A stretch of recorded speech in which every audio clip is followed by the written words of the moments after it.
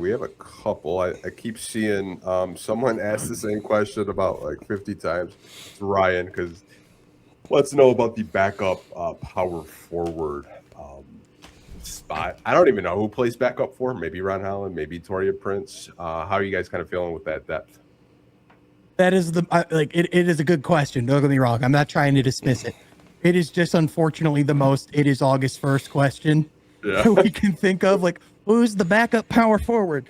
But like, in all seriousness, like, I think that is a little bit of a question mark still. Like, I think you can probably have Ron playing at the four at points. There's certainly, some ways that they can finagle it. I think Torian Prince is probably a backup four as well.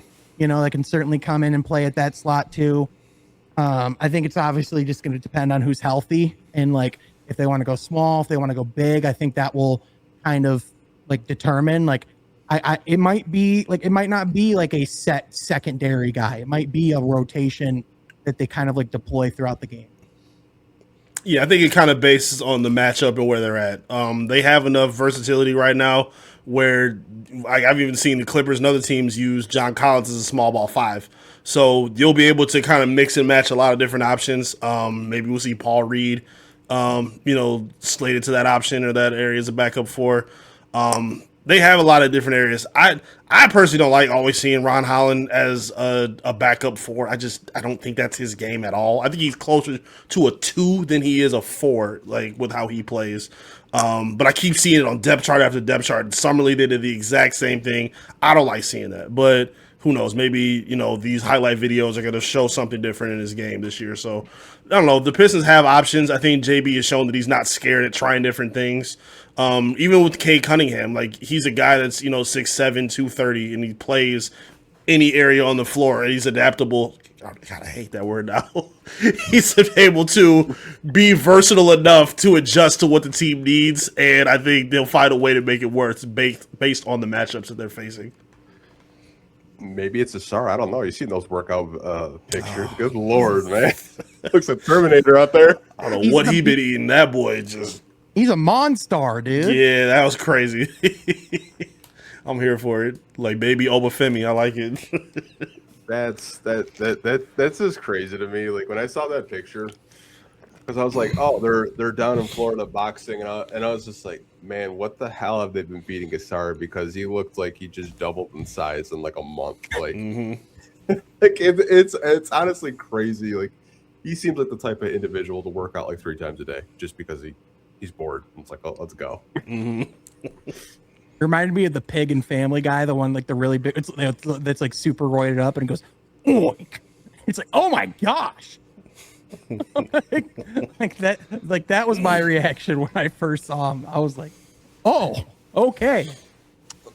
All jokes aside, though, I think I do agree with you guys. I think it could be Torian Prince. I have a name that they could go out and get who is a free agent that might not cost a lot. Trendon Watford, who played with Philly last year. Okay. 6'8", can shoot the ball, can pass the ball. I think he just had a run with Ball Is Life the other day, and he was just shooting 3 after 3 after 3. I don't really know what he wants to do. He's still a free agent, but I could totally see JB just kind of throw in Ron Holland in at the backup forward just because he's 6'8", can handle the ball, but that is still a weakness. We're 3 years in, and we still don't have a backup four. I was hopeful it was going to be Bobby Clipman, but that did not come to pass. No.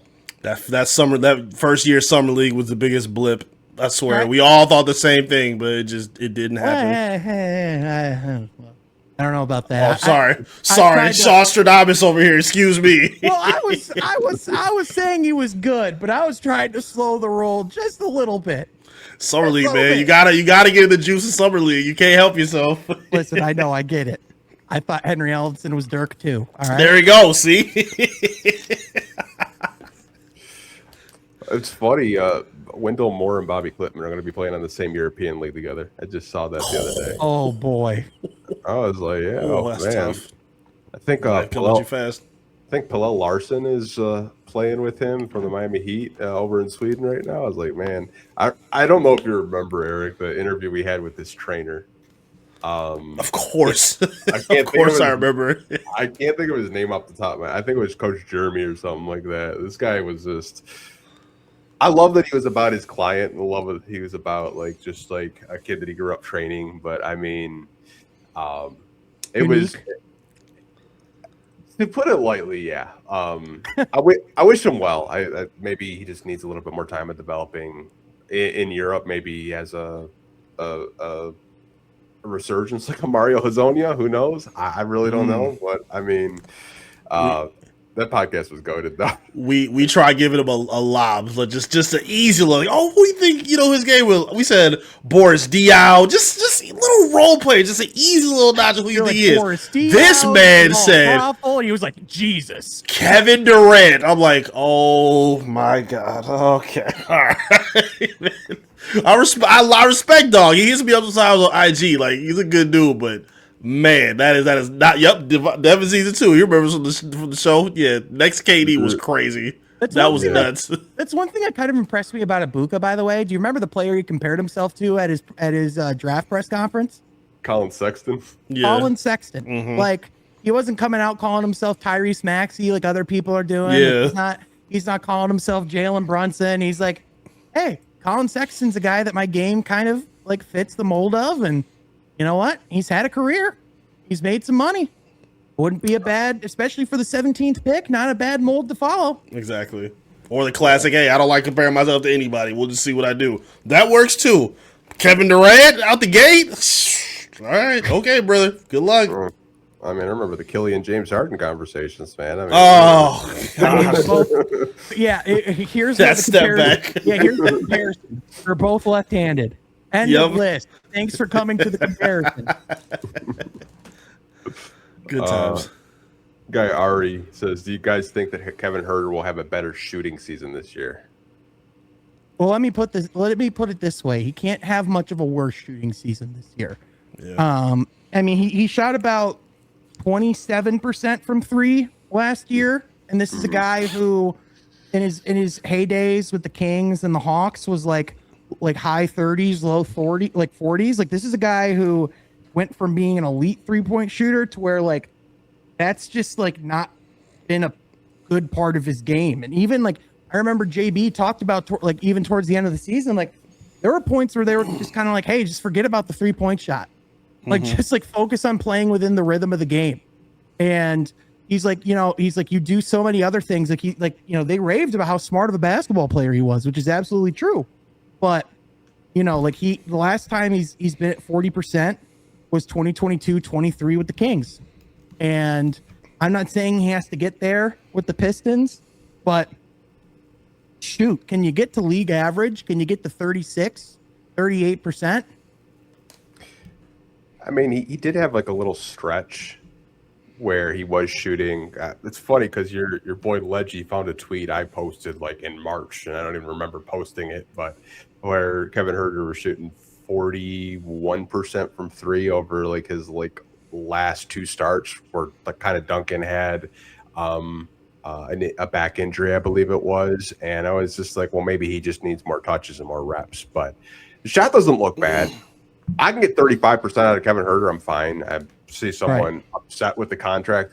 The contract to me was a little bit confusing at the time, but when the details came out, it's not fully guaranteed for the duration of the contract. There is a loophole there for 9 guaranteed years, but you're not paying someone $9 million just not to play. So I would assume he's going to be pretty early off the bench in the rotations.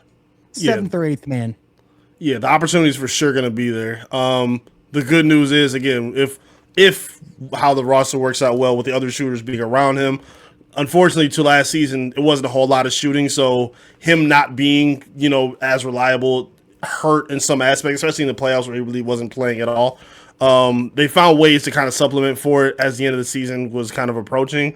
But the opportunity will be there for sure for him. Again, like I kind of agree with Sean. I don't think he can be worse. I think the spacing will be there. I think, he'll find a way to get his looks. I don't know. It's kind of hard to say because it's been something that's kind of been declining a lot in his career. So hopefully if he can stay healthy, it'll get there. But I don't know. I guess we'll have to wait and see. Yep. Yeah, I mean, hopefully, like if it's 35, that's just a win in itself since he's kind of just been like dipping and dropping. Um, Very popular name on this podcast, Sam Vecini fan page, which shout out to Sam Vecini, really good reporter, podcaster over the Athletic. Why aren't the Pistons targeting Peyton Watson? Because he's also a restricted free agent, because he's also demanding a lot of money, and you're essentially going to run into the Jalen Duren of wings right now, where like he's demanding more of a market, and they just with the cap hold of Duren, and also with like those other, like they just don't have the cap space to even make an offer, and even if they do, like the odds are Denver's probably matching it. So it's the reason why not a lot of people are going after Duren. It's because he's a restricted free agent. And in this current cap system, restricted free agents have almost no lure to other teams. Right. Yeah, I feel like when you talk about Peyton Watson, like he's a good like 2-3 option. He's what you hope Ron Holland can turn into right now. Like, that's what you want. You want to see like the development because you shot 41% from three with Denver. You're hoping that's what Ron Holland can develop into. I understand the appeal of Pistons fans with Peyton Watson. I think he does check a lot of boxes. He's really good defensively. I think with him, it just really depends because Denver's like, give us a first in a high level player. Like they lower their asking price. And I think that's why a lot of Pistons fans are like, can we get Peyton Watson? Can we go try to do a sign and trade deal with Denver to try to get Peyton Watson out of Denver? They're a second apron team. I understand the appeal. I just don't really know what a high level player is in Denver's eyes. To me, I think that would be a star, and I think that's no. Do they view Ron Holland as a high level player? I'm not sure. Those are the questions I have. Yeah, I don't think they're looking to. I think Peyton Watson is a little closer to the development that they're looking for, more than a guy like a Ron Holland would be, who's still taking a little bit more time. Ron is great defensively. I think he's one of the most underrated defenders in the league, but he's still leaving a little bit to be desired offensively. And for teams like Denver, even the Pistons as well, like they're at positions where they need some of that offensive assistance for their focal point guys like Jokic and Cade. So, no, I think Sean hit it was a nail on the head. For restricted free agent guys like that, it just makes it a little bit more difficult. And yeah, hopefully in time you'll see Asar or Ron get a little bit closer to what that ceiling looks like for what their development has become. But yeah, I just don't see that happening right now for the Pistons. If I did have to guess, I think Milwaukee makes the most sense for him. I could totally see Milwaukee throwing Denver some stuff. I've heard Brooklyn as well as another team that could go after Peyton Watson. Obviously, would cost you Duncan Robinson. See, I don't know that for a fact. Like, we may view Duncan Robinson in a different lens than Denver does because you have to remember they have Nikola Jokic. Nikola Jokic can make any player look good. I mean, look what Tim Hardaway Jr. just did this past season. Like, he had a phenomenal season because he was able to play with a ball handler like Jamal Murray, Nikola Jokic, Aaron Gordon. So those threes were probably wide open.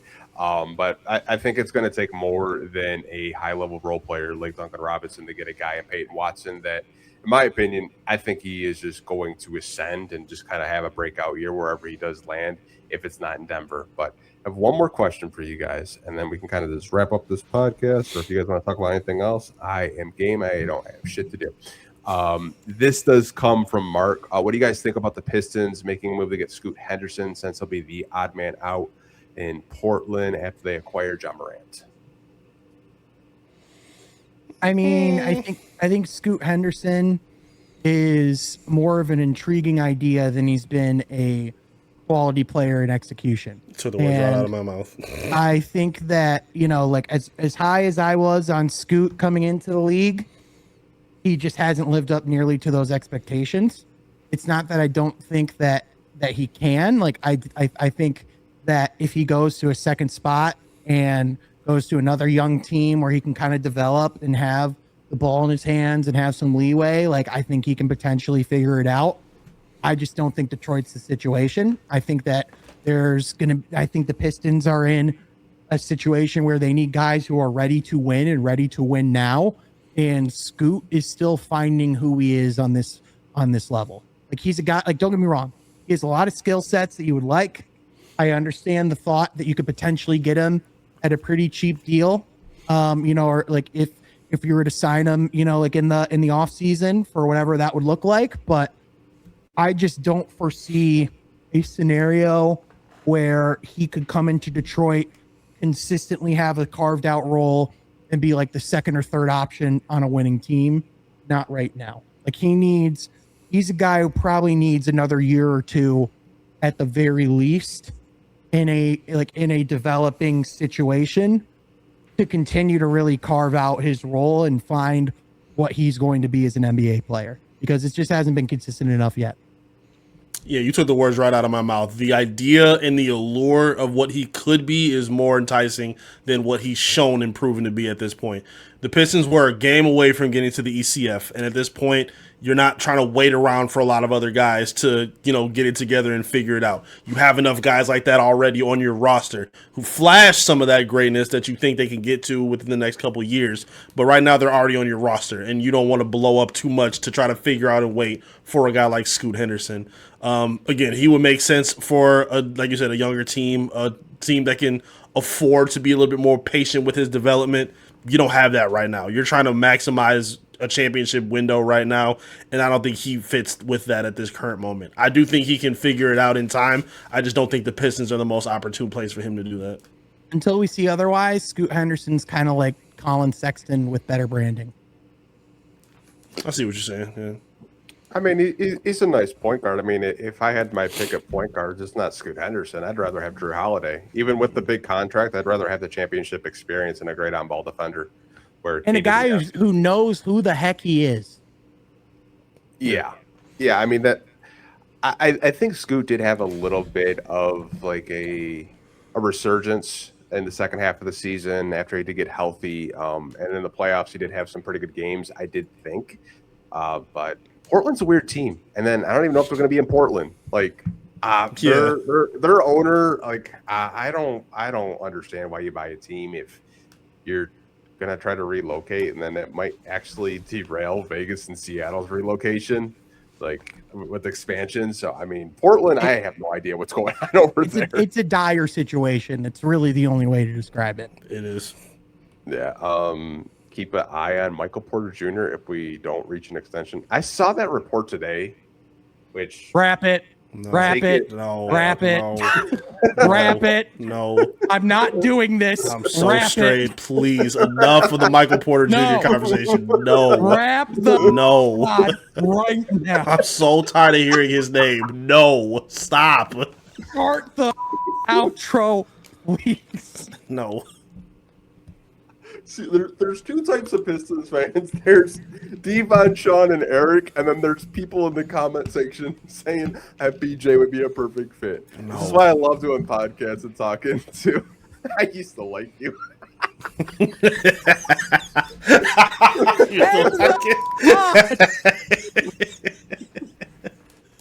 No, man. Enough. Any man is crazy enough to date Ice Spice, you don't need him on your basketball team. No. Oh, Stop. I forgot about that, man. Mm-hmm. That's crazy.